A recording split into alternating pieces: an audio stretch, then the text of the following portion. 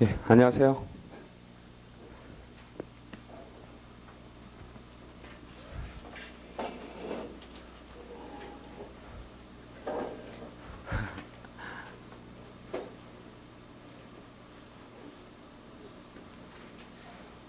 예, 오늘은 기팔력 때려잡는 날입니다.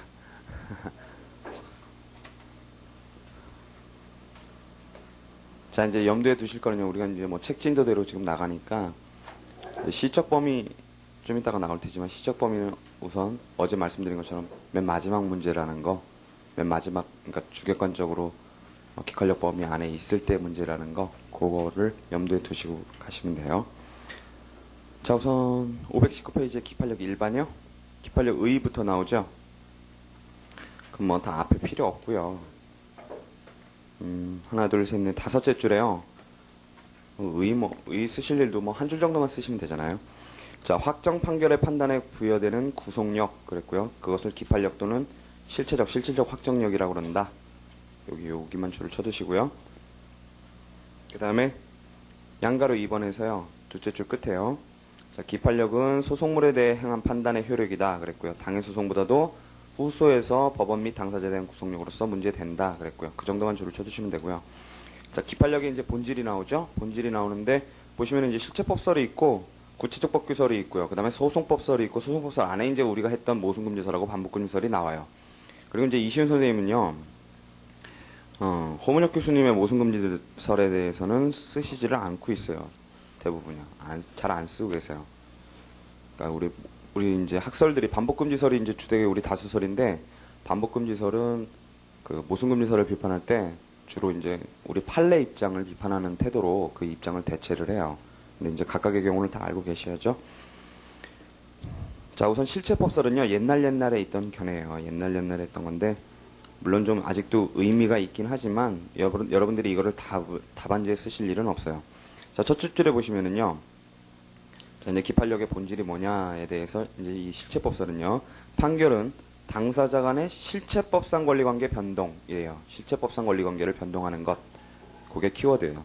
이라 보면서 기판력의 구속력을 설명하는 입장이다. 그래서 어제 그 자료에 보시면은요, 저 같은 경우는 실체법설을 문제점에서 그냥 간단하게 한 줄로 처리해버렸어요. 그 문제점 둘째 줄에 보시면은, 첫째 줄 끝에요. 판결이 형식적으로 확정되면 실체법적인 효력을 갖게 되어 판결의 내용대로 실체법상 법률관계가 형성된다는 실체법설은 기판력의 상대 원칙에 반하고 소송 판결의 기판력을 설명하지 못하므로 주장자가 없다 그랬고, 그래서 밑에 줄에 소송법설을 살펴봐야 한다. 이런 식으로요.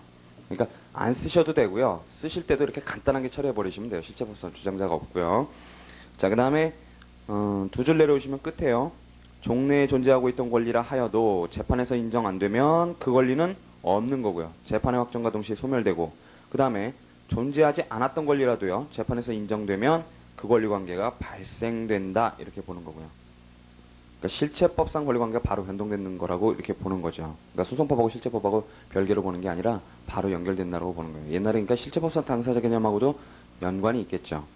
자, 그 다음에 그 밑에 줄 끝에요. 판단의 대상인 실체법상 권리 관계가 이미 그 판결의 결과대로 변동되었기 때문 그랬어요. 자, 그 정도만 알고 계시면 되고요. 구체적 법규설도 읽으실 필요 없어요. 구체적 법규설도 읽으실 필요 없고요. 당사자 간에 법규화된다. 이런 의미예요. 그냥. 자, 소송법설은요. 첫째 줄 끝에요. 오로지 자, 기판력은 실체법상 권리관계 변동시키는 게 아니고 오로지 소송법상의 효과로서 후소를 재판하는 법관을 구속하는 효력 그랬고요. 자, 밑에 줄에요. 실제로 채무가 존재함에도 부존재한다고 판결이 났을 때, 그렇게 부당한 판결이 났을 때요.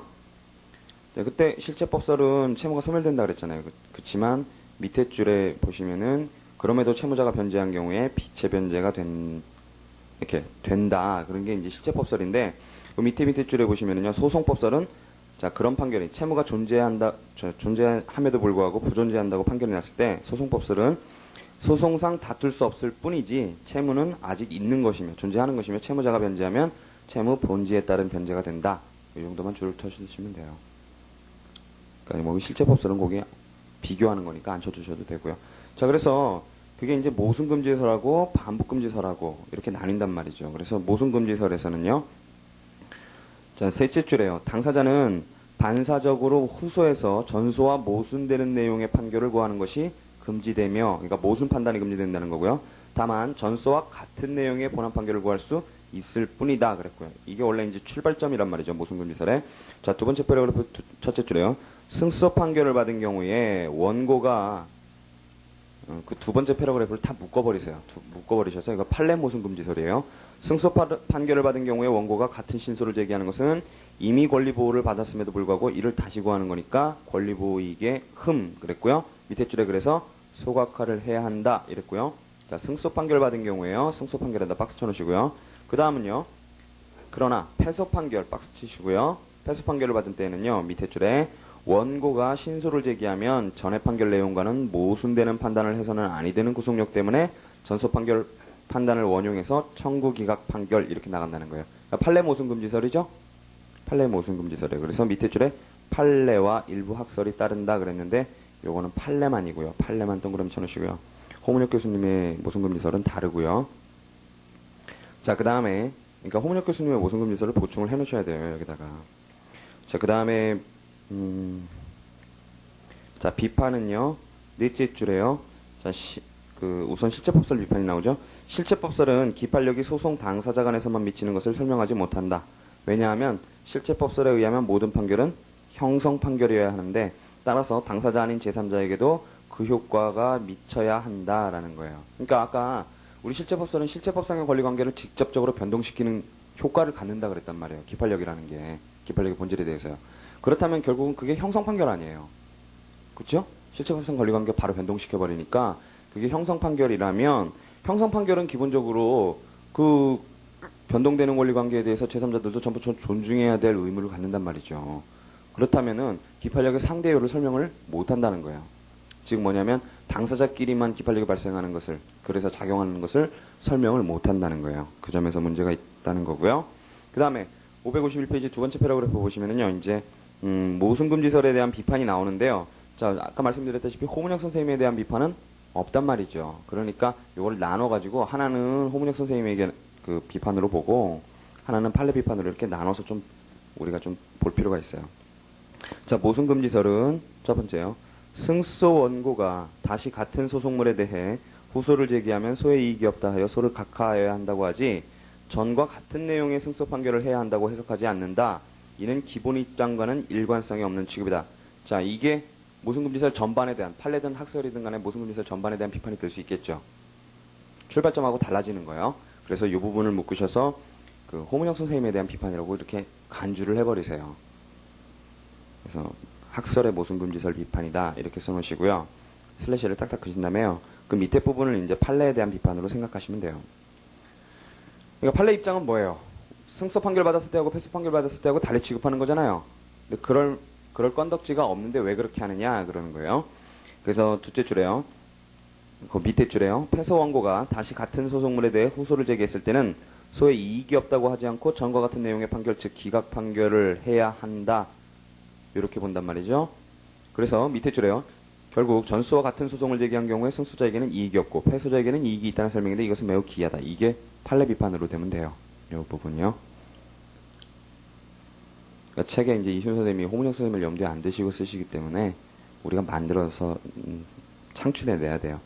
기이하다 다음에 슬래시를 그시고요. 그 다음에 이제 반복금지설의 문제점이 나오죠. 자, 반복금지설은요. 전소의 기판력 있는 판단이 후소의 선결 문제. 이게 약점이라고 그랬어요. 그죠? 반복금지설의 약점은 선결 문제 설명하는데 약점이 있다고 그랬어요. 선결 문제로 될 경우에는 모순금지설처럼 후소 부분이 전과 같은 내용의 판단을 해야 하는 내용적 구속력을 받는 것은 사실이며 이 점이 반복금지설로서는 설명하기 어려운 대목. 요까지가요. 반복금지설에 대한 비판이라고 생각해 주면 돼요. 그러니까 여러분들이 모순금지설을 취하시든 반복금지설을 취하시든 이제 요런 논거들 가지고 비판을 하시면 되고요. 검토해서. 자, 그 다음에는 절중설이 나오는데요. 절중설은 이제 어제 말씀드렸던 것처럼 두 개를 짬뽕하는 거고요. 그 다음에 맨 밑에 줄에요. 어느 학설에 의해도 기판력에 저촉되면 기각이든 각하든 배척되는 것에 다름없으므로 논쟁의 실익은 그리 크지 않다. 그냥 그 정도만 줄을 쳐두시고요. 자, 그 다음에 기판력의 정당성 근거는요. 뭐 여기 법적 안정성을 한번 박스만 쳐놓으세요. 다섯째 줄에요. 괄호 열고 법적 안정설 있죠?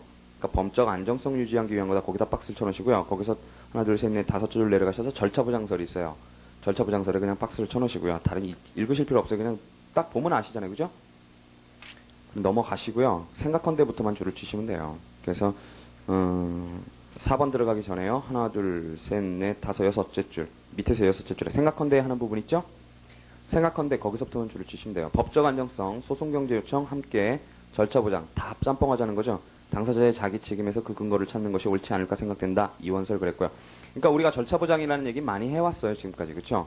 그러니까 절차 보장 받으면 기판력을 받는 게 정당하다. 이게 절차 보장설인 거고요.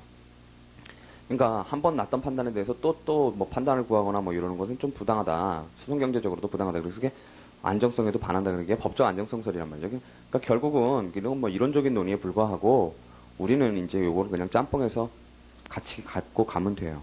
그래서 비단 당사자에게 기판력이 미치는 근거일 뿐 아니라 제3자에게 확장되는 근거도 여기에서 찾아야 할 것이다. 그랬고요. 자, 무슨 얘기냐면 제3자도 절차 보장 받았다면 그죠? 그러면 기판력이 확장되는 경우가 있단 말이죠.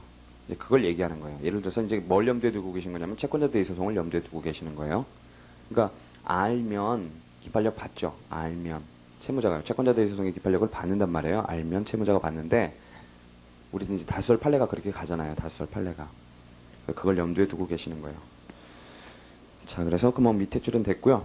자, 그 정도만 줄을 쳐주시면 되고 그 다음에 이제 기판력의 작용이 나와요.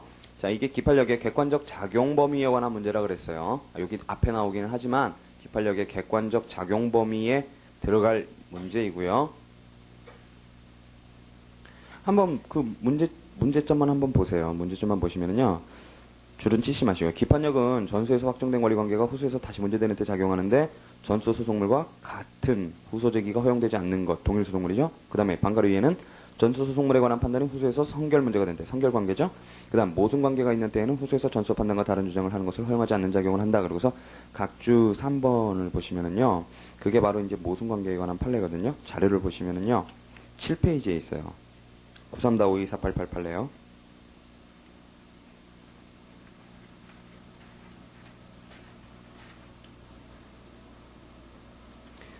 자, 그래서 재판 요지를 보시면은요. 전후 양소 소송물이 동일 소송물이 아니라고 하더라도 만일 후소 소송물이 전수에서 확정된 법률 관계에 모순되는 정반대 사항을 소송물로 삼았다면 이러한 경우에는 전수 판결 기판력이 후소에 미친다. 이렇게 판시를 했단 말이죠. 어떻게 미치는지는 얘기를 안 했고요. 자, 양가로 2번을 보시면은요. 그 2번을 보시면은요. 둘째 줄에요. 가등기에 기한 소유권 이전 등기 절차의 이행을 명한 전수 판결의 기판력은 소송물인 소유권 이전 등기 청구권의 존부에만 미치고 그랬죠? 그 등기 청구권의 원인이 되는 채권계약의 존부나 판결이 중에 설치되었을 뿐인 가등기 효력 유무에 관한 판단은 발생 안 한단 말이죠. 그죠? 그러니까 전수에서 소송물에만 발생하고 전수에서 성결적 법률 관계에 대해서는 안 발생한다. 판결 이중 판단에 대해서 안 발생한다. 그 얘기 하는 거예요, 지금. 따라서 만일 후소로서 위 가등기에 기한 소유권 이전 등기가 된 것을 말소를 청구를 한다면 그렇죠? 이는 그 밑에 줄에 그와 모순되는 정반대의 사항을 소송물로 삼은 경우에 해당해서 전소 판결에 저촉된다고 할 것이지만 이와 달리 이 청구는 그게 아니었단 말이죠. 가등기 만의 말소를 청구하는 가등기 말소 청구였단 말이죠. 가등기 말소 청구. 그것은 전수에서 판단의 전제가 되었을 뿐이고 그로서 아직 확정되지는 않은 법률관계, 즉 전수에서 성결적 법률관계였던 그런 법률관계를 다투는 것에 불과해서 전소 판결의 기판력에 저촉된다고 볼 수 없다. 이 판례는 요 판례란 말이죠. 그러니까 이게 모순관계를 인정하고 모순관계에서 그러면 어떻게 해야 되느냐 이렇게 나온 판례가 아니고 우리가 이제 판례에서 판시했던 요 모순관계에 관한 판시는 모순관계는 분명히 인정을 하고 그때도 기판력이 작용한다는 건 인정을 하고 다만 요 사안은 그 모순관계 사안은 아니었다는 거예요. 전소 성결적 법률관계, 즉 판결의 유중 판단에 대해서 후수에서 소송물이 된 경우 그거였단 말이죠. 그러니까 쟁점을 긍정한다면 되겠죠? 자, 그래서요. 이제 소송물 동일 후소 성결 관계, 모순 관계 이렇게 나눠서 써 있는데요. 자, 소송물 동일일 때는요. 자, 셋째 줄에요. 승소한 원고가 제소하는 경우에는 소의 이익 흠으로 보고 각하해야 함에 대하여 패소한 원고의 제소의 경우에는 청구기각 판결을 하여야 한다. 무슨 소리요? 밑에 줄에 모순금지설 박스요. 그 다음에 반복금지설 박스요. 반복금지설은 그때 어떻게 하느냐? 전소의 승패소를 불문하고 소극적 소송 요건의 흠으로 보고 각하해야 한다. 슬래시 딱딱 끄시고요. 자, 거기까지가 이제 동일 소송물일 때 반복금지설하고 무순금지설하고의 차이고요. 각주 4번을 보시면은요, 우리 판례가 나오죠? 일부 승소 판결이 있음에도 제소를 한 경우에는 승소 부분에 해당하는 것은 각하, 패소 부분에 해당하는 것은 기각해야 한다. 그랬죠? 우리 판례 태도고요. 어제 말씀드렸던 거예요. 자, 슬래시 그신 다음에는요, 뭐 공통적으로 얘기되는 거죠.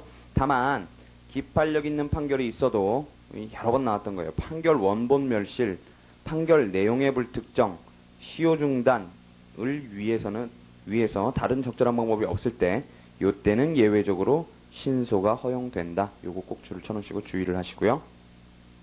판결 원본이 없다든가, 판결 내용이 불특정한다든가, 시효 중단의 필요성이 있다든가, 이럴 때죠. 이 시효 중단은 저번에도 말씀을 드렸었는데 뭐냐면, 자, 확정 판결 받고 나면 그 단기 소멸 시효라고 하더라도 10년으로 늘어나죠. 민법에서요.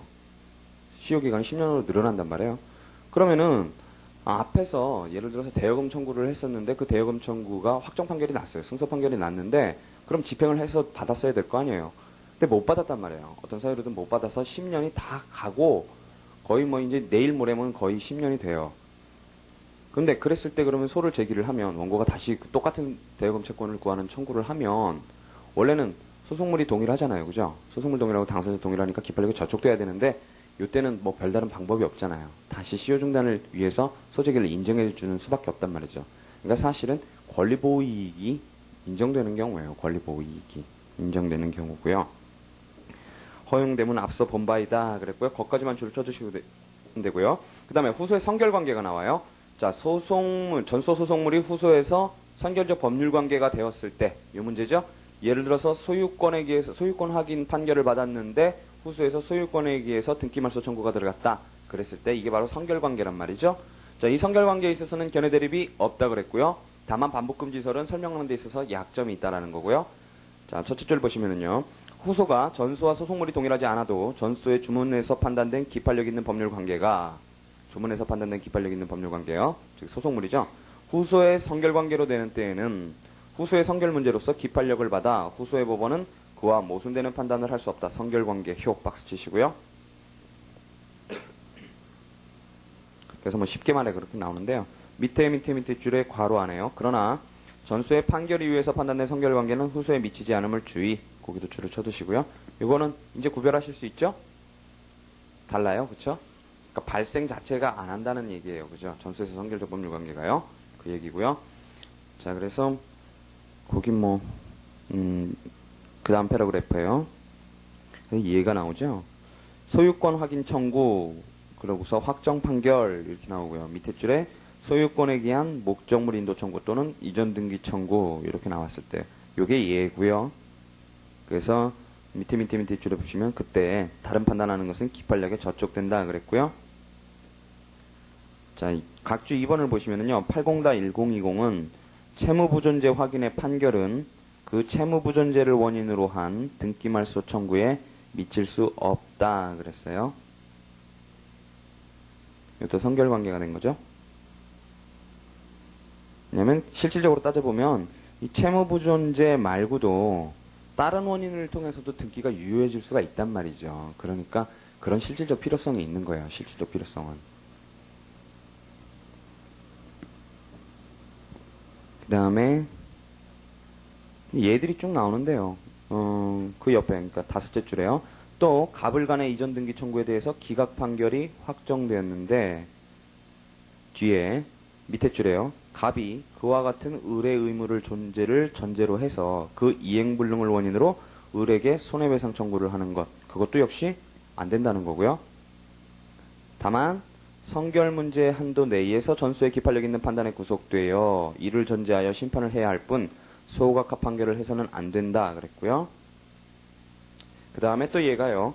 원금 채권의 부존재가 확정된 뒤에 원금 채권 존재를 전제로 해서 지연이자 청구를 한단 말이죠. 그러면 변론 종결 후의 청구 부분은 밑에 줄을 끝에요. 전소의 확정 판결 기판력에 저촉 그랬어요. 요 얘기를 하는 이유는 이제 시적 범위에서요. 이 변론 종결 전의 이자 부분에 대해서는 기판력이 안 미쳐요. 그래서 그것 때문에 지금 여기서 미리 말씀을 드리는 거고요. 자, 그 다음에 자, 이번에는 모순관계요. 모순관계 한번 보세요. 뭐라고 그러시는지요. 후소가 기판력에 의해 확정된 법률관계와 정면적으로 모순되는 반대관계, 정면으로 모순되는 반대관계를 소송물로 할 때에는 전소의 기판력에 저촉된다 그랬고요. 그 이유는 뭐 전소 판결에 그냥 모순 저촉된다 그런 거고요. 예를 들면 첫 줄에요. 거기 줄을 치세요. 원고의 소유권 확인 판결이 확정된 뒤에 동일물에 대해서 피고가 소유권 확인 청구를 그 동일한 원고에 대해서 하는 것은 전소의 기판력에 저촉된다 그랬어요. 그러니까 여러분들이 주의하셔야 될 거는요. 모순관계는 예를 들어서 갑을 간의 갑소유권 존재에 대해서 확인 판결이 났을 때 그 다음에 을이 갑에 대해서 다시 을 소유권을 물을 때 이때가 바로 모순관계란 말이죠. 그렇죠? 만약에 을이 여기서 갑소유권 부존재를 묻는다면 어떻게 돼요? 그거 완전 동일소송물이고요. 그렇죠? 그 다음에 여러분들이 여기서 주의하셔야 될 건 예를 들어서 은이 병에게 을 소유권을 묻는다. 이거 모순관계예요? 이건 모순관계? 아니죠. 그죠? 모순관계 아니에요. 이럴 때는. 모순될 게 없잖아요. 그죠? 갑을 간의 기판력은 상대인데 갑을 간의 갑 소유권이 존재한다라는 얘기하고 을병 간의 을에게 소유권이 존재한다는 거하고는 다른 문제란 말이에요. 완전히 다른 문제이기 때문에 요거는 모순관계가 아니에요. 요럴 때 모순관계가 되는 거예요. 요럴 때만. 자, 그렇고 넘어가시면은요. 524페이지 첫째 줄에 보시면은요. 또 얘가 나오죠. 확정 판결에 의해서 피고가 지급한 금전을 피고가 부당이득 반환 청구를 하는 것 그랬고요. 그것도 이제 독일에서 얘기죠. 얘고요. 그 다음에 우리 판례가 나오죠. 갑을 간의 확정 판결로 갑 앞으로 소유권 이전 등기 된 다음에요. 갑을 간의 확정 판결로 갑 앞으로 소유권 이전 등기 된 다음에 을이 다시 그 등기가 원인 무효임을 내세워 갑 상대의 등기 말소 청구 그랬어요. 그래서 그것도 기판력에 저촉된다 그랬고요. 각주를 보시면은요. 자, 그러나 갑을 간의 소유권 이전 등기 말소 청구 소송에서 갑이 승소 확정 판결을 받아 판결이 집행된 뒤에 을의 전소와는 별개의 청구 원인에 기한 소유권 이전 등기 청구는 전소의 기판력에 저촉되지 않는다 그랬어요. 왜요? 구실제법설이니까요. 우리 판례는 구실제법설이니까요.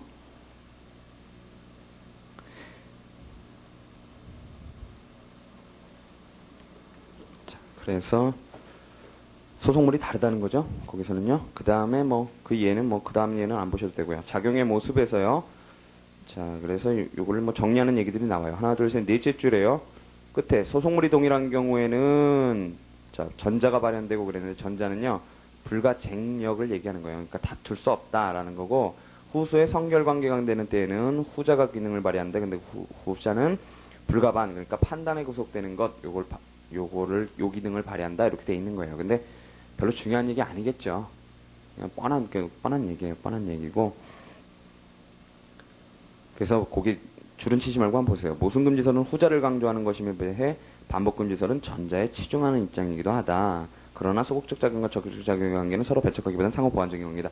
그러니까 이시훈 선생님이 이렇게 쓰실 수밖에 없는 게 성결관계는 약점이란 말이에요. 반복금지설에 있어서 약점이기 때문에 그 본질로서 설명은 못하고 여기서 이렇게 기판력의 작용의 모습으로서 이렇게 설명을 하시는 거예요. 그러니까 적극적 작용도 있고 소극적 작용도 있다. 이런 식으로요.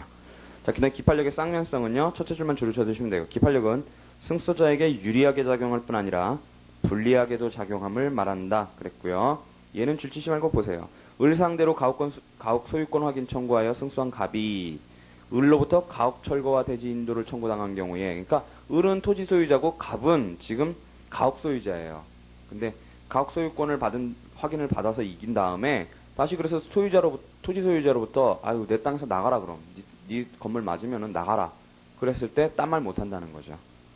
그래서 자기 소유가 아니라고 주장할 수 없다 그랬고요. 자, 그 다음에 이제 직권조사사항이다 소송요건이다 그런 게 나오는 거죠. 자, 둘째 줄에 보시면은요. 기판력의 존재는요. 직권조사사항이다 그랬고요. 동일 소송물에 대해 기판력이 있는 판단이 없어야 한다는 것은 소송요건이다. 판례 반대 그랬죠? 뭐예요? 이거 반복금지설이죠? 반복금지설에서 독자적인 소극적 소송요건이다 하는 얘기를 이렇게 쓰시는 거예요. 그 다음에 맨 마지막 줄에요. 전소 판결의 기판력과 모순되는 판결은 무효는 아니고 상소 동그라미로서 다툴 수 있으며 그게 확정되어도 재심 동그라미에 의해 취소할 수 있다 그랬고요. 그러나 뒤에 확정 판결은 취소될 때까지는 새로운 표준시의 판결로서 기판력을 갖는다 그랬어요. 그러니까 당연무효 아니라는 거고요. 재심 사유는 되기 때문에 재심에 의해서 깨질 때까지는 존중받는다는 거예요. 그러니까 전소 확정 판결에 모순된 기판력에 저촉되는 후소 판결이 있을 때요. 재심 사유가 된다는 거예요. 상소에 의해서도 깰 수 있고요. 자, 그 다음에 이제 기판력 있는 재판이 나오죠. 어떤 재판에 대해서 그러면 기판력이 생기느냐? 이게 문제가 되고요. 양가로 이래 보시면 확정된 종고 판결 이렇게 나오고요. 나중에 이제 결정명령, 그 다음에 확정 판결과 동일한 효력이 있는 것, 그 다음에 외국 법원의 확정 판결, 바로 217조가 여기에 나오는 거예요. 자, 우선 보시면은요. 확정된 종고 판결은요. 첫째 줄에 종국 판결 박스 치시고요. 이 확정되면 원칙적으로 기판력이 생긴다 그랬고요. 그러니까 밑에 줄에 중간 판결 거기만 박스 치시고 안 된다는 거죠. 기판력 없다는 거고요. 중간 판결 거기만 박스 치면 되고 밑에 줄 끝에요. 종국 판결이라도 이번엔 확정이요. 확정 박스 치시고요. 될 것을 요하기 때문에 미확정 판결 박스 치시고요. N은 기판력이 없다 그랬고요. 자, 판례는요. 판결 정본의 송달이 무효인 경우에 미확정 판결로 본다. 뭐요? 자백간주형이요. 자백간주형 판결 편치 얘기하는 거예요. 자, 그 다음에 이제 반가로 1, 반가로 2, 반가로 3, 반가로 4에서 이제 여러 가지 판결들에 대해서 얘기해요. 자, 반가로 1에 본안 판결 박스 치시고요. 반가로 2의 첫 부분에 소송 판결 박스 치시고요. 그 다음에 반가로 3에 가압류 가처분 절차의 확정 판결 박스 치시고요. 반가로 4에 중간에 무효인 판결 거기다 박스 치시고요. 자, 각각의 경우를 한번 보자는 거예요. 자, 본안 판결이면요. 첫째 줄에 청구 인용이든 기각이든 불문한다. 그렇겠죠? 이행, 확인, 형성 판결 모두의 기판력이 생긴다. 그랬고요. 저는 물론 무슨 뭐 형성 판결의 기판력을 인정할 수 있느냐 뭐 이런 논의도 있지만 이론적인 논의에 불과하고요. 자, 그 다음에 소송 판결은요. 첫째 줄에 소송 요건의 흠으로 소가 부적법하다는 판단에 기판력이 생기는 것이고 소송물인 즉 본안에 대해서는 기판력이 발생 안 한다는 거죠. 전부에 미치지 않는다. 거기까지만 줄을 쳐주시면 되고요. 자, 각 줄을 보시면은요. 참가 신청 각각 판결은 참가 요건을 갖추지 못한 점에 기판력이 생긴다. 그랬고요. 그 다음 밑에 줄에요. 소송물의 불특정을 이유로 청구 기각한 판결에는 소송물 인권리관계 존부에 기판력이 없다. 그랬단 말이죠. 자, 그래서 결국 소송 판결이란 예를 들어서 소송 요건 흠으로 당신은 소송 무능력자다 그래가지고 만약에 소각과 판결을 받았다면 나중에 소송 그 무능력이라는 점에만 기판력이 생기는 거기 때문에 그 점이 나중에 보정돼서 들어오면 본안으로 들어갈 수 있단 말이죠. 전혀 문제될 게 없다는 거고요. 그 다음에 그 소송 판결에서 맨 밑에 줄에요. 상급심의 환송 판결, 상급심에서의 환송 판결 거기다 박스 치시고요. 에 기판력이 있는지 여부는 다투어진다 그랬고요. 환송 판결이에요. 그거는 이제 나중에 환송 판결의 구성력에서 보실 거고요. 그 다음에 가압류 가처분 절차의 확정 판결 그랬어요. 근데 그것도 밑에 줄에요. 뒤에 보전 절차에서 동일 사항에 관해 달리 판단할 수 없다 그랬어요. 가압류 가처분 절차의 확정 판결 그랬는데 뒤에 보전 절차에서 동일 사항에 관해 달리 판단할 수 없다. 그런 의미에서는 한정적인 기판력이 인정된다. 그런 뜻이고요. 별거 아니에요. 4번에요. 무효인 판결 거기다 박스 치셨죠? N은 기판력이 없다 그랬고요. 사자를 당사자로 한 판결의 경우 그랬고요. 애초부터 사자였겠죠? 처음부터 사자였고 끝까지 사자였던 경우에요. 자, 결정명령이요. 자, 결정명령이라도요. 실체관계를 종국적으로 해결 박스 치시고요. 하는 것은 기판력이 생긴다 그랬고요. 별로 그렇게 중요할 건 아니에요. 실체관계를 종국적으로 해결. 그 다음에 따위이다 다음에 슬래시를 그시면요. 거기 뭐 소송비용에 관한 결정 그런 것도 기판력 생긴다 그런 건데 별로 중요한 건 아니고요. 그러나 소송지휘 박스요.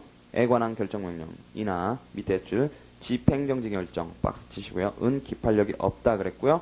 비송사건 박스 치시고요. 에 관한 결정도 뒤에 밑에 줄에요. 뒤에 변경할 수 있다 그랬고요. 소송이 아니니까요. 비송은요. 자, 그 다음에 확정 판결과 동일한 효력이 있는 것고 우리 많이 봤죠. 밑에 줄에요. 다 줄 치실 거 없고요. 청구의 포기일락조서 그랬고요. 그 밑에 줄에 화해조서 그랬죠. 그 다음에 각종의 조정조서 거기만 줄을 쳐두시면 돼요. 청구 포기일락조서, 화해조서, 각종의 조정조서 그 다음에 밑에 줄 끝에 화해 권고 결정 이것도 그랬고요. 우리 다 봤던 거예요. 재판상화에서. 자, 그 다음에 이제 외국 법원의 확정 판결 217조 이렇게 나오는데요. 자, 이것도 전에 말씀드렸던 거예요. 한번 그 조문을 한번 보세요. 217조를요. 217조를 보시면은요, 외국 판결의 효력 그래가지고, 외국 법원의 확정 판결은 다음 각호의 요건을 모두 갖추어야 효력이 인정된다 그랬고요. 그 효력 속에 바로 기판력이 들어가는 거겠죠? 그래서요, 1호에 우리가 전에 봤던 게 이거죠. 대한민국의 법령 또는 조약에 따른 국제재판관할 원칙상 그 외국 법원의 국제재판관할권, 박스 치시고요. 국제재판관할권 인정될 것 그랬고요. 두 번째는요, 이제 송달에 관한 문제예요. 자, 패소 피고가 소장 또는 이에 준하는 그러니까 우리나라 보통 이 외국 판결의 효력이 문제되는 게 우리나라 사람하고 외국 사람하고 문제가 됐을 때 예를 들어서 외국 법원에 거기에 대해서 외국 사람의 승소 판결이 나가지고 우리나라 사람에게 집행을 할 경우에 근데 우리나라에 재산이 있으니까 우리나라에 들어와서 집행을 하려면 우리나라에서 외국 판결이 승인을 받아야 기판력이 인정이 돼야 집행력도 인정이 될 거 아니에요. 그러니까 이제 그때가 문제가 되는 거예요. 그때 그러니까 패소 피고가 소장 또는 이에 준하는 서면 및 기일통지서나 명령을 적법한 방식에 따라 방어에 필요한 시간적 여유를 두고 송달 동그라미 치시고요. 받았거나 그래서 괄호 안에 뭐가 나오냐면 공시송달이나 이와 비슷한 송달에 의한 경우를 제외한다 그랬고요. 이거 우리 공시송달 할 때 봤던 거고요. 그 다음에 송달받지 않았더라도 소송에 응하였을 것 그랬어요. 송달 그랬고요. 자, 세 번째 요건은요. 이 요건들을 다 갖춰야지 판결 승인이 가능해요. 세 번째 요건은 그 판결의 효력을 인정하는 것이 대한민국의 선량한 풍속 박스여 이나 그 밖의 사회질서 박스여 어긋나지 않을 것 그렇죠. 공소양속에 반하지 않을 것이라는 거죠. 그 다음에 4번에는 상호보증 박스여 있을 것 이렇게 네 가지 요건을 갖추어야 그 외국 판결의 효력을 인정할 수 있다는 거고요.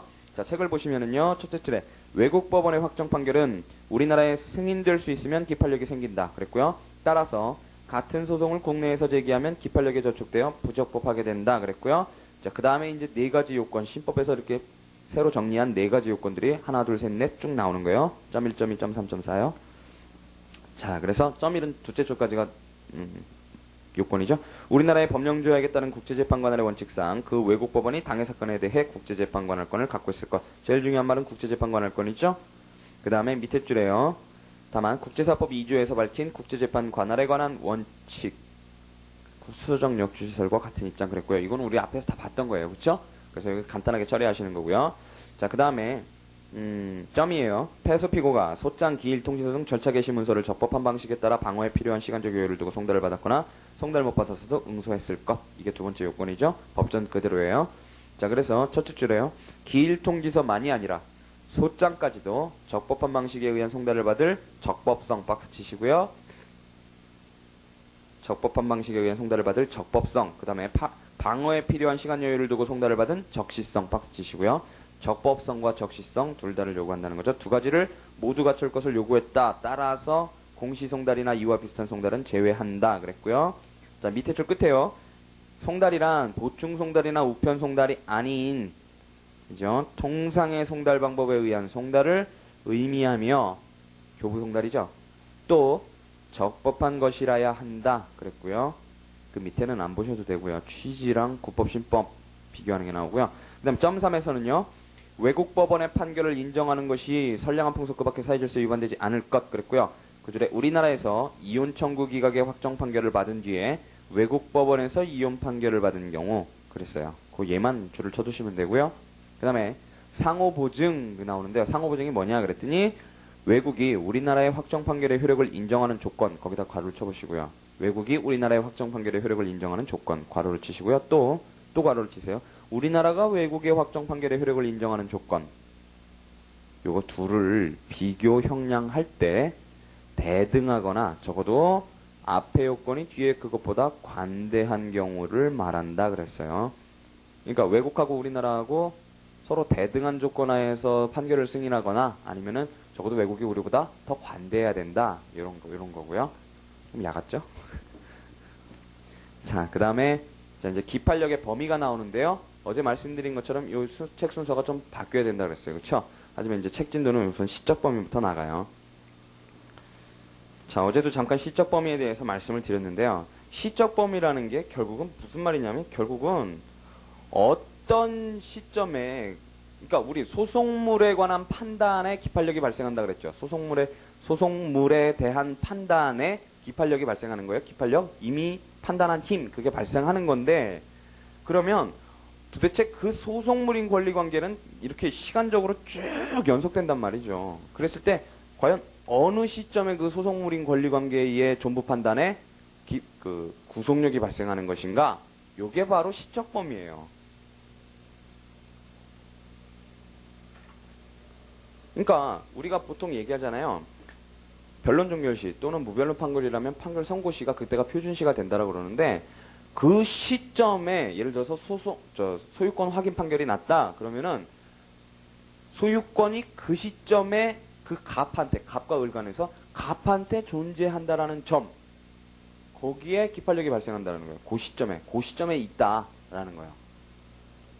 그 전도 아니고 그 후도 아니고 그 시점에서 그 사람에게 소유권이 존재한다. 이게 바로 표준시란 말이에요. 시적 범위의 의미가 무슨 여러분들이 이렇게 생각하시는 것처럼 무슨 범위 이런 문제가 아니라 사실은 어떤 시점의 문제란 말이에요. 시점의 문제. 자, 그래서요. 개관을 하자면 어제도 잠깐 말씀드렸지만요. 어쨌든 이 표준시가 문제고요. 표준시에 있어서 그 시점의 권리관계 존부에 대한 판단, 그 시점의 권리관계 존부 판단이고요. 거기에 기판력이 발생한다는 거고요. 그 다음에 요거는 원칙적으로 사실심 변론종결시고요. 자, 요거 때문에요. 표준시의 판단, 표준시의 그 권리관계 존부에 대한 판단의 기판력이 생기기 때문에, 자, 문제는 이게 객관적으로 동일한 소송물이 이제 작용하는 경우도 있겠죠. 작용으로 확장되는 경우도 있겠지만, 이제 원칙적인 경우는 동일 소송물이니까요. 그런 동일한 소송물이 후소에서 똑같이 청구가 되었을 때, 동일 전소와 똑같은 소송물이 후소에서 청구가 되었을 때, 자, 그때 당연히요. A라는 청구와 확정 판결이 났는데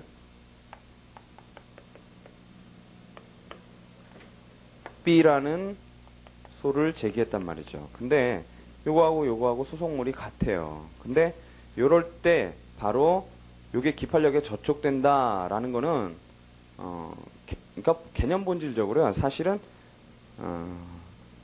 여기 청구를 이유 있게 하는 내지는 배척하는 모든 어떤 공격 방어 방법들, 이런 공격 방어 방법들이 있는데, 여기서도 그런 공격 방어 방법들을 똑같은 소송물인데 요거를 갖다가, 그러니까 A죠, A인데 요거를 이유 있게 하는 어떤 공격 방어 방법들을 제출할 거란 말이에요. 제출하면서 이 소를 제기하겠죠. 그죠? 그러면 본질적으로 결국은 원칙적으로 이걸 못하게 해야겠죠. 그러니까 당사자 동일하고 소송물도 동일하니까 못하게 하는 게 원칙적인 모습이에요. 못하게 하는 게요.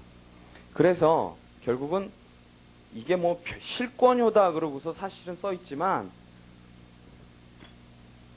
그게 사실은 원칙적인 모습이에요. 그러니까 우리가 이제 2번에 실권효가 나오거든요. 실권효에 관한 얘기가 나오는데 이건 뭐냐면 결국 정리를 하자면 표준시 전에 존재한 그 소송물을, 동일한 소송물이죠. 전소 후소 소송물이 동일한데 그 소송물을 이유 있게 하는 내지는 이유 없게 하는 공격 방어 방법의 제출을 불가능하게 하는 거예요. 그러니까 이거는 개념상 당연히 내재되어 있는 거예요. 내재되어 있는 거. 우리가 기판력의 객관적 범위, 주관적 범위를 저촉된다 이렇게 했을 때 거기에서 당연히 내재되는 거예요. 이게 별다른 색다른 얘기가 아니고요. 사실은.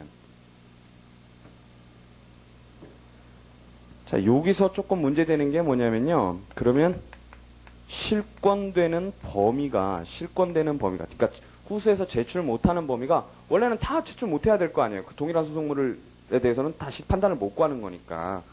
그래서 실권 범위가 문제되는데, 그러니까 원칙적으로는 모두 다 하겠죠. 모든 공격 방어 방법이 다 그런데 문제는 이제 여기서 이제 색다른 얘기가 나와요. 그게 결국은 일분지설의 약점 때문에 그런 거고요. 자, 일분지설의 약점은 기판력이 범위가 너무 넓어지는 문제점이 있다고 그랬고, 그게 가장 집약적으로 드러나는 문제가 어음채권과 원인채권 문제였어요. 자, 이분지설에 의하면 사실관계 다르니까 소송물이 다르니까 문제가 없고요. 그러니까 전수에서 원인채권 구했다가 후수에서 어음채권 구한다고 하더라도 문제가 없죠. 소송물이 다르니까요. 구실체법설에 의하더라도 문제가 없단 말이에요. 그렇지만 일분지설은 이 경우에 문제가 되죠. 소송물이 동일하잖아요. 그렇죠? 소송물이 동일하니까 기판력 미친단 말이에요. 작용한단 말이죠. 작용하니까 문제가 되니까 그럼 전수에서 원인채권 구하다가 후수에서 어음채권을 구해도 못하게 해야 맞아요. 근데 그게 상식에 반하잖아요. 그렇죠? 그게 정서에 반하는데 법감정에 반한단 말이에요. 반하니까 그거를 인정을 해줘야겠는 거예요. 근데 일본 같은 경우는 아예 일분지설을 일관을 해서 그 경우도 인정을 안 해줘요. 그 경우는 일본 같은 경우는 오히려 그런 거를 전소 소송 과정 속에서 성명권을 제대로 행사하면 그런 문제 다 해결될 수 있다라고 보기 때문에 성명으로 해결을 하지 후수에서 그런 거를 또 인정해주는 방법을 취하지는 않거든요. 그런데 우리 이시훈 선생님은 우리나라 일본지설은 그렇게 가지는 않는단 말이에요. 그렇게 가지는 않고 오히려 후수에서 그걸 인정해주는 방식으로 가요. 근데 인정해주려면 어디선가는 빠져나가야 되거든요. 빠져나갈 구멍이 필요해요. 지금 사실관계를 어떻게 고려하는 방법이 필요하다 그랬어요. 그죠? 그러니까 결국 이분지설화 되는 거죠. 그렇게 빠져나가는 것 중에 바로 이 기판력에서 요 실권 범위에서 뭐라 그러시냐면 전소의 그러니까 소송 자료와 무관하고 모순되지 않는 사실관계.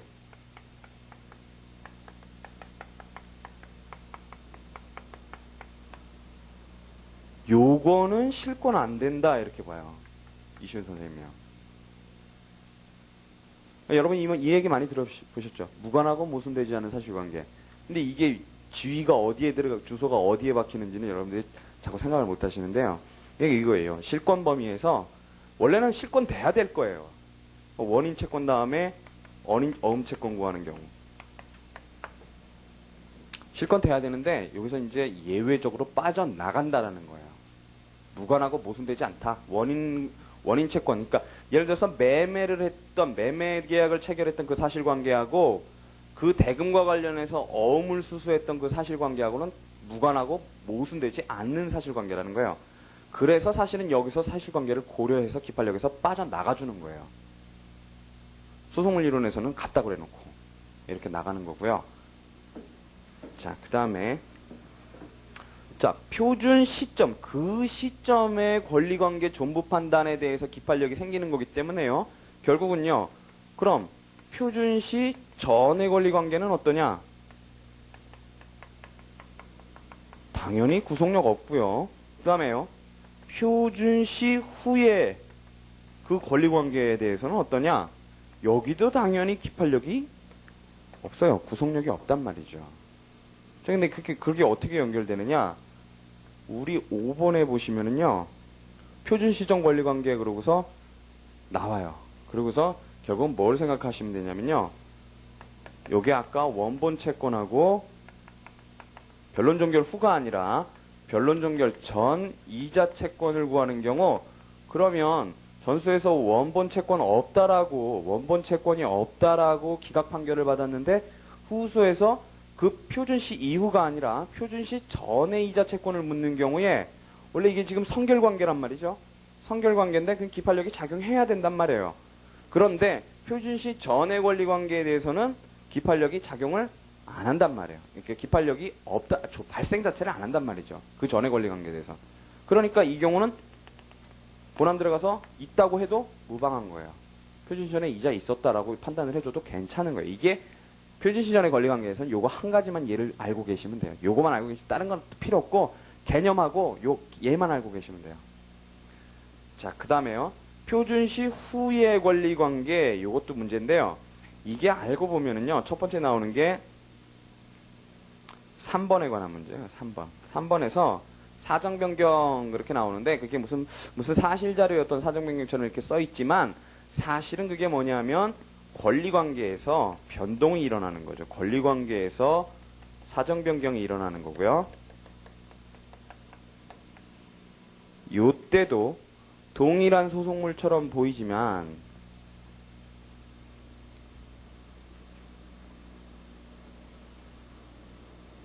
동일한 소송물이지만 요때는 표준시 후의 권리관계에 대해서는 기판력이 발생하지 않기 때문에, 즉 표준 시점 딱 그 시점에서의 권리관계 존보에 대해서만 기판력이 발생하기 때문에 여기도 구속력을 못 미친다라고 하는 거예요. 그래서 이제 좀 이따가 그 얘들을 쭈루루룩 보실 거예요. 보시면은 다 이해가 다세요.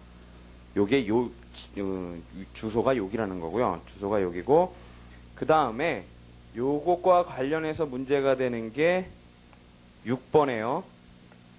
정기금 판결 변경해소예요.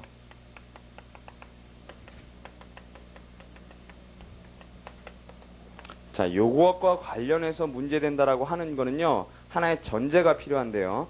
전에도 제가 말씀드렸지만, 요게 정기금 판결을 명했던 그 판결과 그것의 변경을 청구하는 그 변경해소와 소송물이 과연 동일한 것인가 다른 것인가 견해 대립이 있다고 그랬었어요. 그렇죠? 근데 요렇게 간다는 건 뭐냐면 동일서를 전제로 하고 가는 거예요. 소송물이 동일하다는 걸 전제로 하고 사정 변경이 있다라고 보는 거예요. 그럴 때 이렇게 가는 거고, 아예 이걸 별개 소송물로 본다면 이런 얘기가 나올 필요가 없죠. 기판력에 관한 얘기가 그런 맥락 속에서 나올 필요가 없어요. 사실은. 왜냐하면 집행권원만 바꿔주는 거라고 생각을 하면 문제는 없단 말이죠. 그 판결을 깨는 게, 기판력을 깨는 게 아니니까. 근데 이슈 선생님에 의하면 기판력 자체를 깨주는 것, 내지는 그 판결 자체를 변경하는 것의 의미로 되기 때문에, 마치 재심에 의해서 취소하는 것 마냥 그런 의미를 갖게 되기 때문에 여기서 나오는 거고요. 그 다음에 이제 마지막 남은 문제가 뭐냐면 4번이 남았죠. 목차 4번에요. 변론 종결 후에 형성권 행사가 나와요. 자, 여러분들이 저번에 소송 계속 중에 그러니까 변론 중에 형성권 행사하는 거를 공격 방어 방법에서 보셨어요. 그렇죠? 그때 그래서 병신소양 이렇게 4가지가 있었고요. 그렇죠?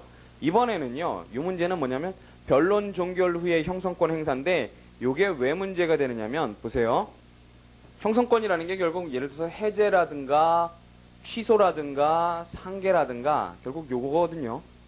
아니면 무효도 들어갈 수는 있지만 무효는 형성권은 아니니까요. 근데 어쨌든 간에 같이 포함해서 얘기하기는 하지만, 예를 들어서 매매계약 존부에 대해서 전수에서 확정 판결이 있었어요. 확정 판결이 있었는데 그때 사실은 그 매매계약에 대해서 유효한 걸로 판단이 됐단 말이죠. 유효한 걸로 판단이 돼서 예를 들어서 피고가 패소를 했다. 원고가 승소를 하고 피고가 패소를 했다. 그랬을 때 피고가 사실은 그때 매매계약에 대한 무능력 취소라든가 그 의사의 하자를 이유로 한 취소권이 있었단 말이에요. 있었어요. 있었는데 그거를 행사를 안 하고 있었어요. 행사를 안 하고 있다가 변론 종결 후에 자기가 집행을 받게 되었을 때, 강제 집행을 받게 되었을 때 청구이의소에서 그 취소권을 행사한다면, 내지는요, 그때 반대 채권을 가지고 있었어요. 매매대금 청구권을 청구를 했는데 그거에 대해서 피고가 반대 채권이 있음에도 불구하고 행사를 안 했었단 말이죠. 그런 다음에 후소에서, 예컨대 청구이의소에서 그거를 주장할 수 있겠는가, 상계 채권을 주장할 수 있겠는가, 반대 채권을 주장해서 상계를 할 수가 있겠는가 하는 게 요게 문제가 되는데요. 자, 요게 문제가 되는 건 결국 뭐냐면 요게 실권되는가 요 문제거든요. 요것도 실권되는가 요 문제예요. 즉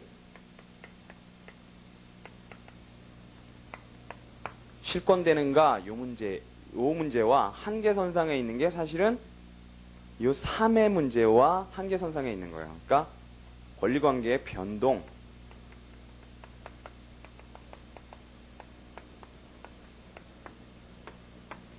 그러니까 양측면을 다 가지고 있는 거예요. 그러니까 그 전소에서 제출할 수 있었던 공격 방어 방법이죠. 취소권이라면요. 그렇잖아요. 그러니까 실권된다고 볼 수 있는 측면과, 특히 상계의 경우도 그렇고 다른 이제 취소권도 그렇지만, 이게 그때 형성권이 존재하고 있었지만 그 사유가 표준시 전에 존재했던 사유가 아니라 형성권 자체를 변론 종결 이후에 행사를 한단 말이죠. 행사는 후에 하는 거예요. 지금 가지고 있었지만 행사는 후에 한단 말이에요. 그러면 그걸 어떻게 볼 수 있는 여지가 있냐면, 오히려 이건 행사가 뒤에 있으니까, 변론 종결 이후에 있으니까 이건 표준시 전에 존재했던 사유가 아니라 표준시 후에 존재한 사유로 볼 수 있는 여지가 존재하는 거예요. 그래서 사실은 여기서 견해 대립이 나오는 거예요. 어떤 범위만큼 실권을 시킬 것인가. 이런 것도 실권이 되는가 안 되는가라는 문제가 결국은 2와 3의 한계선상에 있기 때문에 그런 거예요. 한계선상에. 자, 요렇게 체계를 잡으시면 되고요. 시적 범위에 대해서는요. 한번 보세요. 의부터 보시면 돼요.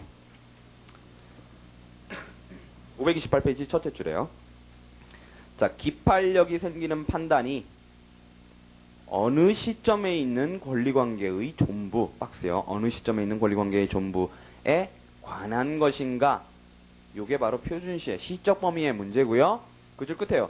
당사자는 대답이 나오는 거예요. 이제 답이. 당사자는 사실심 변론 종결 당시까지 소송 자료를 제출할 수 있고 종국 판결도 그때까지 제출한 자료를 기초로 한 산물이기 때문에 그 시점에 있어서 권리관계의 존부에 기팔력이 생긴다. 이렇게 되는 거예요. 그 시점에 있어서의 권리관계 존부에 기팔력이 생긴다. 그래서요.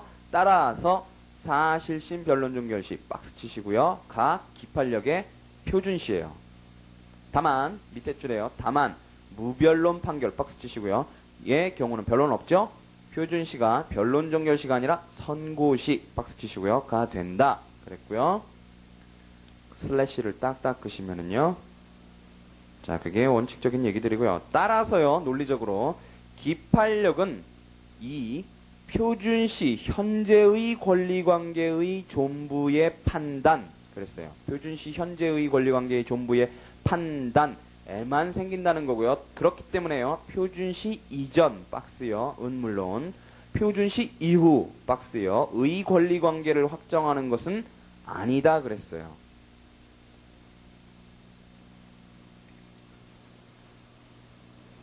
자, 그래서 각 줄을 보시면은요.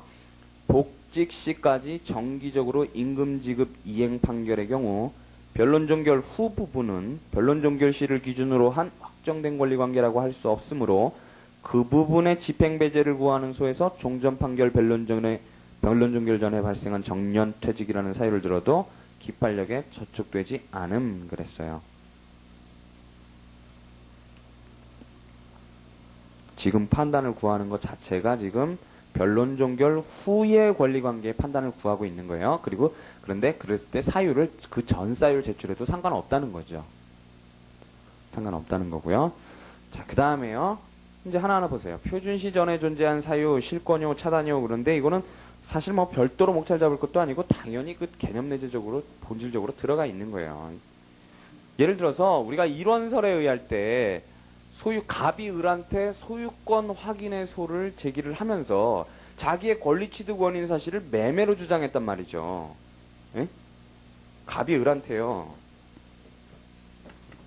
갑이 을한테 소유권 확인을 들어가면서 자, 이론서를 전제로 해서요. 매매에 의해서 권리 취득 원인 사실을 주장을 했었고 근데 이게 어쨌든 간에 확정 판결이 났어요. 예를 들어서 패소가 됐다. 패소 확정 판결. 갑이 패소했다. 그랬는데 다시 갑이요. 을한테 요 변론 종결시가 언제냐면 예를 들어서 2003년 10월 1일이다. 그랬고 요 매매는 옛날에 2000년 뭐 11월 1일이었다. 그랬고요. 근데 갑이 을한테 이번에는 똑같이 소유권 확인을 들어간단 말이에요.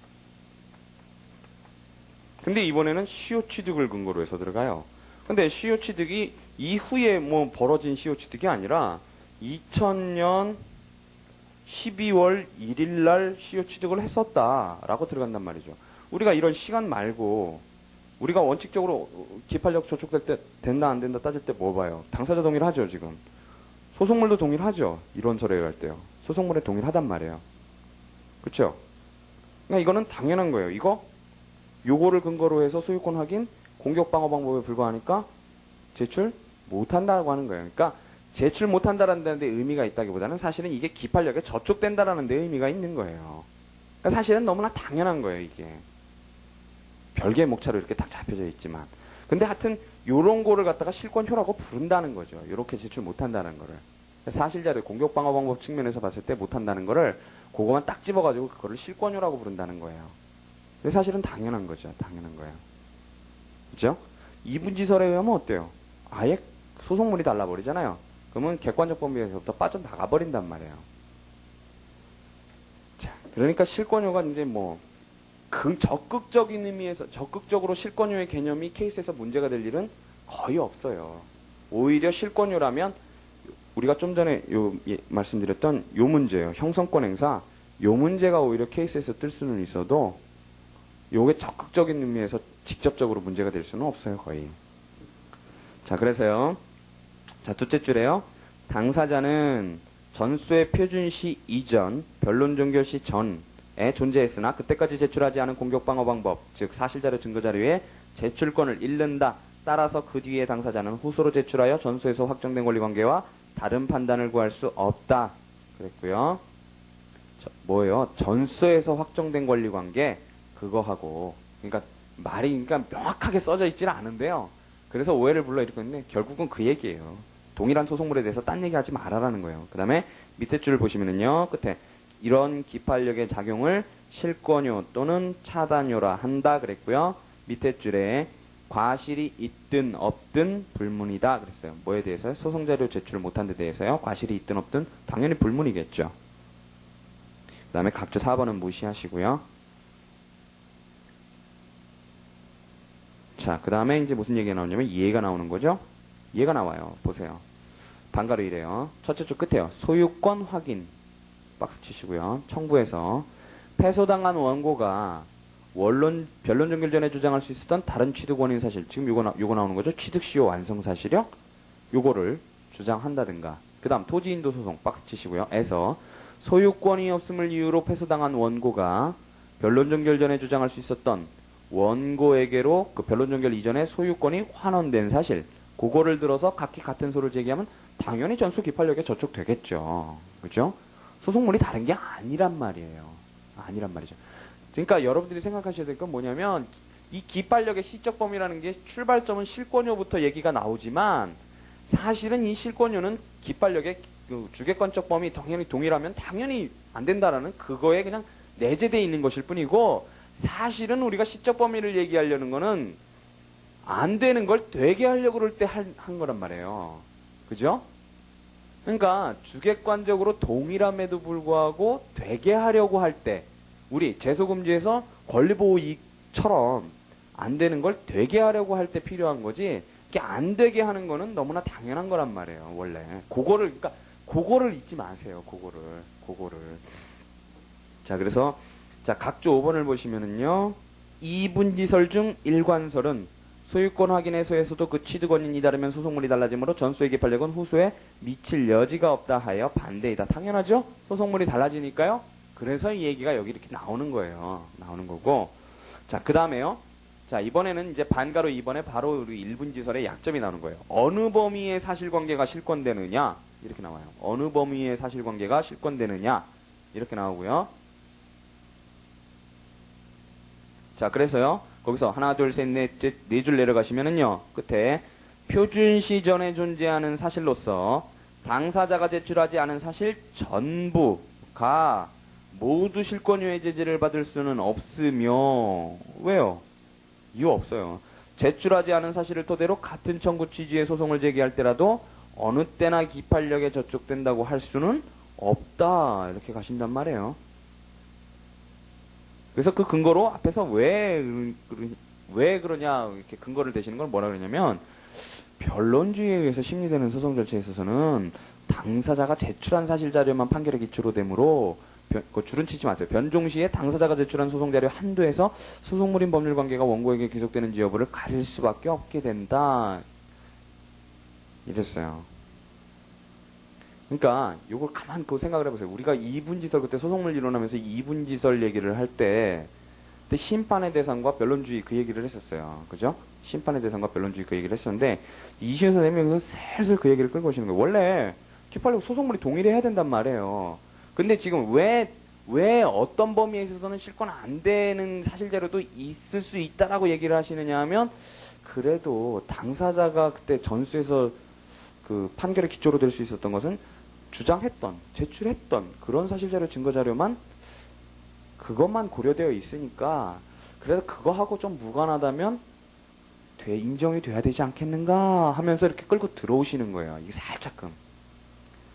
살짝 사실관계를 끌고 들어오시는 거예요, 이제. 그래서 모두 실권유예 제재를 받을 수 없으며 제출하지 않은 사실을 토대로 같은 청구 취지의 소송을 제기할 때라도 어느 때나 기판력에 저촉된다고 할 수는 없다 그랬고요. 자, 거기서부터 중요한 얘기가 나오죠. 전소의 사실관계와는 무관하고 모순되지 않는 사실관계 박스 치시고요. 그 옆에 뭐라고 쓰시느냐면 어음과 원인, 원인과 어음 이렇게 쓰시고요. 결국 여기서 이분지설화 되는 거예요. 여기서 접근하는 거죠.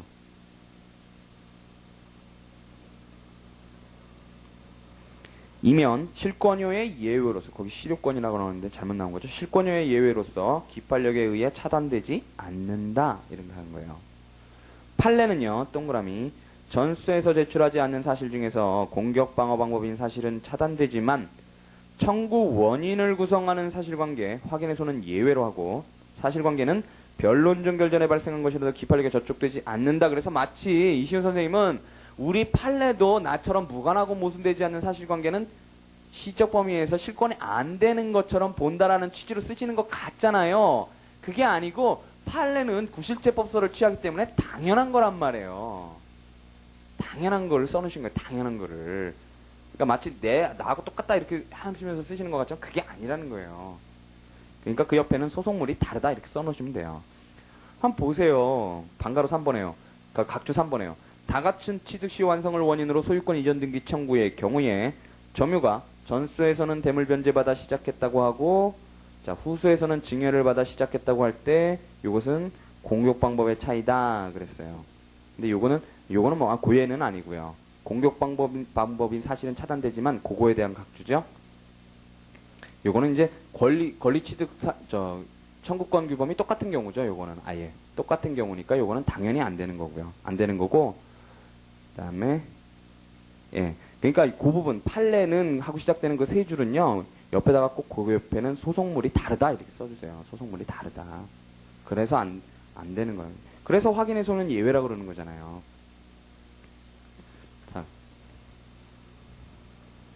자, 그 다음에 이번에는 표준시 후에 발생한 새로운 사유 그리고 사정 변경 이렇게 나오잖아요. 그러니까 여기에 나오는 예들을 한번 보세요. 이게 무슨 얘기인가? 셋째 줄에요. 변론 종결 후에 발생한 사유에 의해서는 기판력에 의해 확정된 법률 효과를 다시 다툴 수 있다 그랬고요. 이게 이렇게 써져 있지만 사실은 표준시 후의 권리관계에 대해서는 확정력이 없다라는 거예요. 사실은 그 의미인데 이렇게 실권유예에서 이어서 쓰시기 때문에 마치 어떤 공격방어 방법의 제출권이 어떻게 실권 안 되는 범위 이런 맥락에서 쓰신 것처럼 느껴지지만 그런 게 아니라 표준시 후의 권리관계 때문에 그런 거예요. 보세요. 한번 예들을 쭉 보세요. 예들을 한번 다 줄을 쳐놓으시면 돼요. 채무이행 소송에서 기한 미도래 박스요 라는 이유로 원고 청구가 기각되었어요. 그러면 다시 원고가 동일한 채권을 청구를 하더라도 기판력에 저촉되겠죠. 그래서 안 되겠죠. 그렇지만 변론 종결 후에 기한이 도래 박스 치시고요. 된 경우. 그러니까 권리관계가 변동이 일어난단 말이에요. 사실은. 그 다음에요. 담보로 넘어간 소유권 이전 등기의 말소 소송에서 아직 담보 채무의 미변제 박스 치시고요. 라는 이유로 기각되었으나 그 뒤에 모두 채무 변제 박스 치시고요. 된 경우. 그때는 등기 말소 청구해도 다시 받아들여질 수 있겠죠. 원고 청구 기각 안 받겠죠. 그 다음에요. 정지 조건의 미성취 박스 치시고요. 그거를 이유로 기각됐지만요. 그 뒤에 조건이 성취 박스 치시고요. 요때 동일한 소송물이지만 신소를 제기할 수 있다라는 거예요. 그 다음에 밑에 줄에요. 변제, 면제, 소멸시효 등 거기다 박스 치시고요. 요런 거에 의해서 집행채권이 이미 소멸되었음을 주장해서 청구 이해소를 제기할 수 있다 이랬단 말이죠. 제일 많은 게 요런 거예요. 변제, 면제, 소멸시효 된 경우. 그러니까 원고 청구가 인용되었으면 후소에서 딴 얘기 못 한단 말이죠. 피고가. 딴 얘기 못 해야 되는데 그 사이에 변제, 면제, 소멸시효 됐으면 딴 얘기 해도 된다라는 거예요. 딴 얘기 해도요. 자, 그래서 다만 여기에 문제되는 것은 두 가지이다 그랬고요. 첫째는요. 자, 변론 종결 후에 발생한 사유에는 변론 종결 후에 발생한 사실자료, 거기다 박스 치시고요. 변론 종결 후에 발생한 사실자료에 그친다 그랬고요. 자, 법률적인 문제가 달라지는 거는 포함 안 된다는 거예요. 법률 판례 변경, 법률의 위헌 결정, 기초가 되었던 행정처분의 변경, 사실관계에 대한 다른 법률 평가는 포함되지 않는다 그랬고요. 자, 각주 5번을 보시면은요. 둘째 줄 끝에요. 농지매매를 원인으로 한 소유권 이전 등기 소송에서 매매 사실이 인정되지 않을 뿐더러 그 매매에 관해 소재지관서의 증명이 없다는 이유로 기각된 이상 변론 종결 후에 새로 소재지관서의 증명을 얻었다 하더라도 같은 매매를 원인으로 한 이전 등기 청구는 허용될 수 없다 그랬는데 핵심은 같은 매매예요. 같은 매매. 그럼 이건 왜 그러냐면 매매 자체가 이미 무효란 말이죠. 전 매매가. 그러니까 다른 매매 계약을 다시 체결하고 그거를 소재지관서 증명 얻어서 만약에 이전 등기 청구를 들어왔으면 다른 문제가 되겠지만 요거는 전 앞에 있어서의 매매 체결 계약 똑같은 매매 계약을 가지고 이번에는 관서 증명 얻었다 그래서 갖고 들어오더라도 이거는 허용 안 된다 그랬어요. 그래서 여기 기초가 되었던 행정처분의 변경, 뭐 사실관계에 대한 다른 법률 평가 여기서 이렇게 포함되지 않는다 그랬던 거예요. 거기에 그냥 각주로다가 달아놓으신 거고요. 그 다음에 두 번째는요. 장래의 손해배상 청구에 대한 판결이 난 경우에 전소표준 시에 예측한 바와 달리 그 뒤에 액수 산정의 기초에 현저한 사정 변경이 생겨 판결 내용이 크게 형평을 잃게 된 경우 그랬고요. 자, 거기서 그 다음에 그 예가요. 피해자가 표준시에는 노동능력 상실자였으나 뒤에 능력이 회복되어 손해가 줄어들었다든가 표준시 임대료가 뒤에 대폭 폭등해서 손해가 늘어난 경우 이거 우리 앞에서 장래 이행해소 할 때 보셨던 거예요. 그쵸? 그때 봤는데 자, 거기서요, 세 줄 내려가시면, 우리 판례는, 그랬고요. 우리 판례는, 밑에 줄 끝에요. 표준시 임대료보다 9배 상승한 사안에서 다수 의견은 정의와 형평의 이념상 전소를 명시적 일부 청구로 의제했어요. 할 수 있으므로 후소가 원고가 그 차액 청구를 새로 해도 기판력에 저촉되지 않는다. 무슨 이론이요? 명시적 일부 청구 의제 이론을 택했었단 말이죠. 자, 그 다음에 그 뭐라고 했냐면 정기금 판결에 대한 변경해소가 생긴 일에 위와 같은 판례가 유지될 수 있을 것인지 의문이다. 그래서 이 문제는 이제 정기금 판결 변경해소로 해결이 된다라는 거예요. 된다. 물론 당연히 정기금인 것이 전제가 돼야 돼요. 일시금이면 안 돼요. 정기금 판결 변경해소는 반드시 정기금을 명하는 판결이어야 돼요. 자, 그래서 요거는 아예 다른 문제다라는 차원에서 지금 여기를 써놓으신 거고요. 그 다음에 이제 표준시 후에 형성권의 행사 이렇게 나오죠. 자, 문제를 보시면은요. 첫째 줄에서 셋째 줄까지가 문제예요. 자, 변론 종결 전에 발생한 취소권, 해제권, 상계권 등 형성권을 아직 행사하지 않은 경우에 자, 발생은 변론 종결 전, 표준시 전에 있었고요. 변론 종결 후에 이를 행사해요. 표준시 후에 행사해요. 발생은 전에 했고요. 행사는 표준시 후에 해요. 청구 이의소로서 확정 판결을 뒤집을 수 있는가? 즉 실권효의 예외인가? 그러고서 거기 세 가지 견해가 나와요. 세 가지 견해가 나오는데 자, 첫 번째 점이래 비실권설 이렇게 돼 있죠. 자, 비실권설은요. 우리 홍문혁 선생님이 취하시는 거예요. 실권 부정설이라고도 하는데요. 상계권은 물론 취소권, 해제권 등 모든 형성권도 변론 종결 후에 발생한 사유다. 요거는 표준시 후에 권리관계가 변동된 경우에 해당한다라고 보시는 거예요. 그러니까 뭐 어떤 문제처럼 보시는 거예요? 3번처럼 보시는 거예요. 3번처럼. 자, 실권되지 않는다 그러고 만일 실권되면 형성권의 행사기간을 소송법이 단축하는 결과가 된다 그랬어요. 그러니까 이런 형성권 같은 경우에 보통 제척기간이 규정되어 있잖아요. 특히 취소권 같은 경우요. 그러면 법에 정해져 있는 제척기간을 요런 걸로 요렇게 이 기판력을 이유로 해서 아예 기간을 단축시켜버리는 효과가 난다. 그게 논거예요. 그래서 곤란하다는 거고요. 각주에 보시면 호문혁 선생님 있죠? 그 다음에요. 상계권 비실권설 거기다 박스를 치시면은요. 이게 우리 판례 태도이기도 하고요. 다수설 태도이기도 한데요. 자, 다른 형성권은 실권된다고 봐요. 다른 형성권은요. 그러니까 취소나 무효나 해제 이런 거는 다 실권되고요. 상계권만은 예외 박스 치우시고요. 상계권만 실권이 안 돼요. 왜 그렇게 보겠어요? 취지는 뭐냐면 예를 들어서 계약의 전수에서 계약의 효력이 문제가 됐는데 무효나 취소나 해제나 이런 것들은 전부 다 계약 자체 문제잖아요. 그 법률 관계 자체의 문제니까 사실은 제출하는 게 기대 가능성이 있어요. 하지만 상계 같은 경우는 어때요? 특히 건물 매수 청구권이든 상계권이든 간에 둘 다 공통적으로 밖에서 끌고 들어오는 그 계약 관계, 그 법률 관계 밖에서부터 끌고 들어오는 거란 말이죠. 그렇죠. 그래서 이거는 사실은 기대 가능성이 없다라고 볼 측면도 있단 말이에요.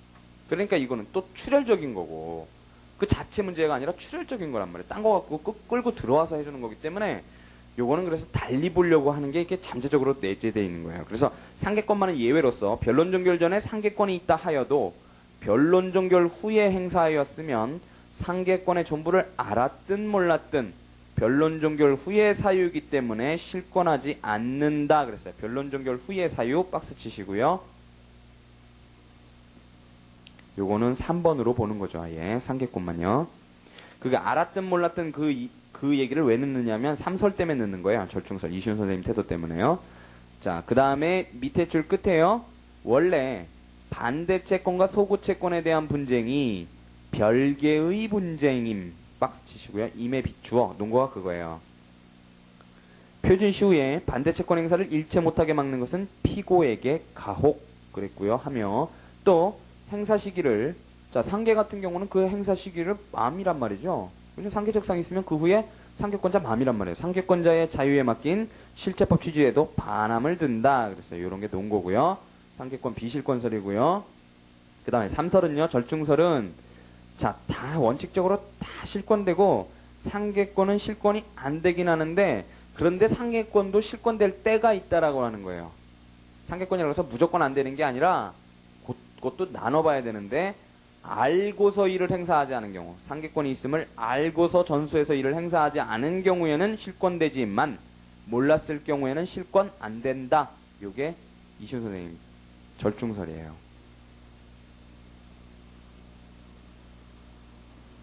자 검토가 그 밑에 쭉 나와요. 검토가 자 법률행위의 무효사유도 기판력에 의해 차단되는데 무효보다는 그 효력이 약한 취소 해제 따위가 차단되지 않는다고 하는 것은 균형이 맞지 않으므로 일설은 따를 수 없다. 자, 일설 비판이죠? 비실권설 비판이에요. 각주를 보시면요. 우리 판례가 확정 판결의 변론 종결 전에 이미 발생했던 취소권 해제권은 그 당시에 행사하지 아니함으로써 불리하게 확정된 경우에 확정 후에 취소권 해제권을 뒤늦게 행사해서 전소 확정 판결 효력을 뒤집어 버릴 수는 없다. 라는 거고요. 부인할 수는 없다. 그랬고요. 그 다음에 슬래시를 딱딱 끄시면은 그 다음에 이제 이설 비판이 나와요. 자, 피고가 상계권이 있음을 알았기 때문에 전소 판결에 기초되는 변론에서 능히 항변할 수 있었을 때에는 있었던 것인데 그랬는데요.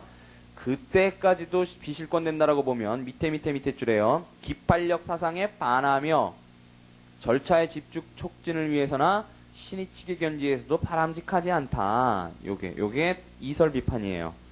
그러니까 알았던 경우에는 이 법적 안정성에도 반하고 그 다음에 절차 집중을 위해서도 반하고 그 다음에 신의치계 견지에서도 반한다. 그러니까 금반원처럼 보는 거죠. 반한다 이렇게 보는 거고요. 그래서 거기서 하나 둘 셋 넷 다섯 여섯 줄 내려가시면은요. 그러므로 제2설보다는 제3설이 타당하다 그랬고요.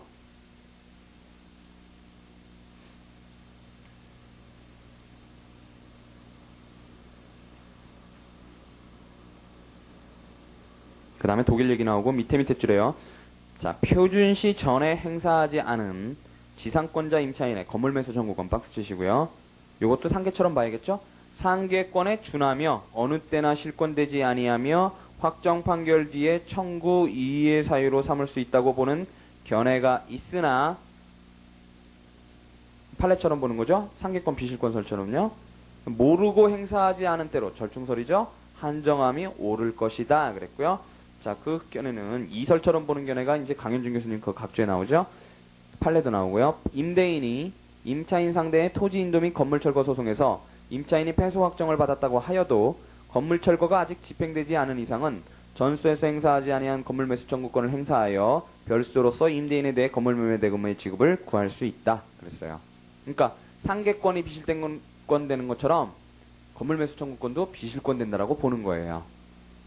우리 지금까지 본 것처럼 둘 다는 굉장히 공통된 성격을 가지고 있잖아요. 그렇죠? 그래서 그런 거고요. 그 다음에 표준시 전의 권리관계 이렇게 나오죠. 둘째 줄 끝에요. 표준시 전의 과거의 권리관계 요거에 관해서는 기판력이 발생 안 한다 그랬어요. 생기지 않는다 그랬고요. 자, 그래서요. 그건 상설해 놓은 거고요. 밑에서 셋째 줄에요. 판례요. 그거만 알고 계시면 돼요. 원본 채권이 변론 종결 당시에 부존재했음을 이유로 청구 기각되었어도요. 변론 종결 전에는 그 원본 채권이 존재하였음을 선결적 법률 관계로 해서 전제로 해서 그때까지 생긴 변론 종결 전까지 생긴 이자를 청구하는 것은 가능하다라는 거예요. 그러니까 전소에서 원본 채권을 구했어요. 원본 채권을 청구했는데 청구 기각이 났단 말이죠. 그러면 뭐냐면 요 시점에 요 변론 종결 표준시 시점에 판결은 지금 뭐냐면 기판력이 생긴 부분은 요 시점에 원본 채권이 없다라는 거예요. 대여금 채권이면 대여금 채권 없다라는 거예요. 그러니까 지금 얘기는 뭐냐면 후소에서 이자 채권을 묻는데 당연히 원본이 있어야 이자가 있으니까 원본은 선결적 법률 관계로 된단 말이에요. 그렇죠? 그리고서 이자를 청구를 하는데 그 이자가 이 이후의 이자가 아니라 요 이전의 이자를 묻는단 말이죠. 물론 물을 때는 뭐 이거 전체를 물을 수도 있죠. 근데 이제 판례는 나눠서 보겠죠. 나눠서 봐서 요 부분은 표준시 전의 권리 관계잖아요.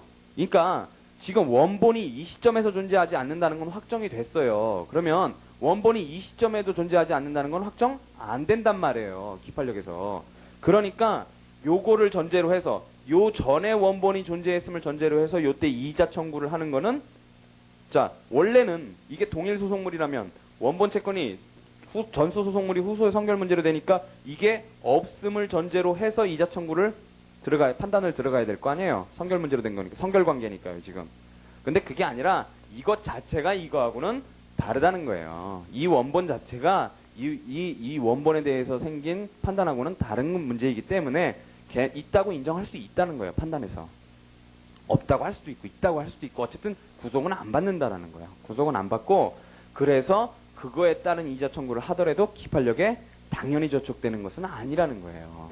그 얘기예요, 그 얘기. 그게 표준시 전의 권리 관계의 예로서 항상 들어지는 거고요. 더 이상도 아실 필요가 없고, 요것만 아시면 돼요, 요것만. 아시겠죠? 자, 그 다음에 정기금 판결에 대한 변경에서 나오는데 10분만 쉬시겠습니다.